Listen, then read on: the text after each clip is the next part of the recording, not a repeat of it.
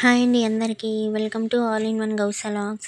ఈరోజు చిక్కుడుకాయ కర్రీని గ్రేవీ టెక్స్చర్లో ఫాస్ట్గా ఎలా ప్రిపేర్ చేసుకోవాలో చూద్దాం. దీనికోసం 1/2 కేజీ చిక్కుడుకాయల్ని పీల్ చేసుకొని తుంచుకొని వాష్ చేసుకొని పెట్టుకోవాలి. తర్వాత పెద్ద సైజ్ టమాటాలు 4, 2 మీడియం సైజ్ ఉల్లిపాయలు, 2 పచ్చిమిర్చి కట్ చేసుకొని పెట్టుకోవాలి. దీనికోసం కుక్కర్ పెట్టుకొని ఇందులో 3 స్పూన్స్ ఆయిల్ వేసుకొని ఆయిల్ కొంచెం హీట్ అయిన తర్వాత ఉల్లిపాయ పచ్చిమిర్చి వేసుకోవాలి. ఉల్లిపాయ కొంచెం లైట్గా కలర్ చేంజ్ అయితే సరిపోతుంది.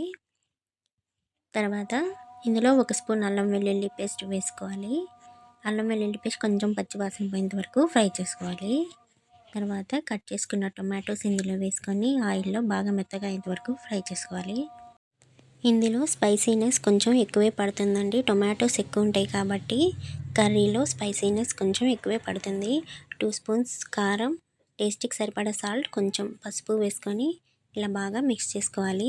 తర్వాత తుంచుకున్న చిక్కుడుకాయని ఇందులో వేసుకొని మొత్తం బాగా మిక్స్ చేసుకొని ఒక 2 నిమిషాలు ఫ్లేమ్ని మీడియంలో పెట్టుకొని మగ్గించుకోవాలి.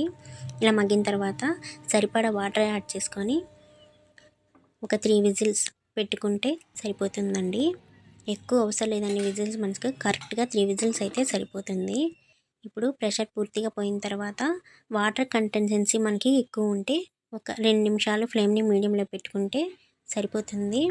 లేదు మనకి గ్రేవీనెస్ బాగానే ఉంది సరిపోతుందంటే ఫ్లేమ్ ఆఫ్ చేసుకొని కొత్తిమీరతో ఫైనల్గా గార్నిష్ చేసుకుంటే సరిపోతుంది. నా దగ్గర లేదండి, మీ దగ్గర ఉంటే యాడ్ చేసుకోండి.